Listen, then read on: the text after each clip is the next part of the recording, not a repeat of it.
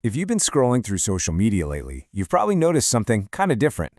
The good old selfie seems to be fading out, and in its place, something way more artistic and personal is popping up. So, what's going on here?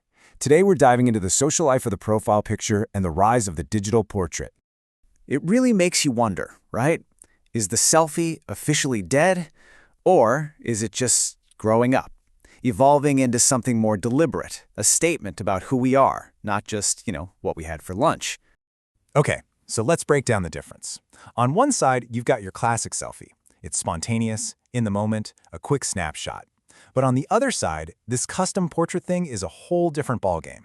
It's planned, it's artistic, it's less, here's what I'm doing, and way more, here's who I am. And this whole shift, it really points to something much bigger.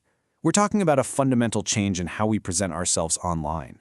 Our profile pictures, they're not just photos anymore. They're turning into carefully crafted little pieces of our personal brand. So what's really driving all this? Well, we've moved past just wanting pictures. In the absolute chaos of the digital world, we're all craving something more. We want a sense of identity, a little bit of emotion, and a personal touch that lets us carve out our own little corner online. All right, so why this sudden explosion in popularity? Let's kick things off with the really practical reasons that this trend is just taking off. The appeal is actually super practical when you think about it. It all starts with just wanting a unique profile picture that, cuts through all the noise. Then it clicks. Hey, this is a really thoughtful gift idea.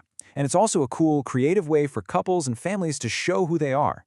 And then, here's the kicker. Every time someone shares one, it's basically free advertising, which just pours fuel on the fire.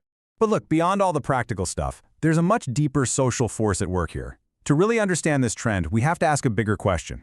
What is the basic human need that these portraits are plugging into? I mean, seriously, think about it. Your social feed is just an endless river of images, right? In all of that visual chaos, how do you get someone to actually pause? How do you make a real impression and stop the scroll? Well, the answer really boils down to this one key insight.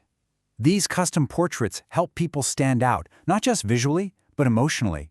See, it's not just about being seen anymore. It's about being felt. It's a way to send a much deeper message about who you are in just a single glance. So this all sounds great in theory, but what does it look like in the real world? Let's check out this fascinating case study from a city where this trend didn't just get popular, it absolutely exploded. We're calling it the Karachi effect. First up, you've got a massive youth population in Karachi that basically lives and breathes on visual platforms like Instagram and TikTok. So right there, you have this huge built-in audience just waiting for the next cool thing. Next, there's a real cultural appreciation there for gifts that are affordable, but also really personal and meaningful. So, a custom portrait? It's a perfect fit. It's thoughtful, it's unique, and it doesn't break the bank.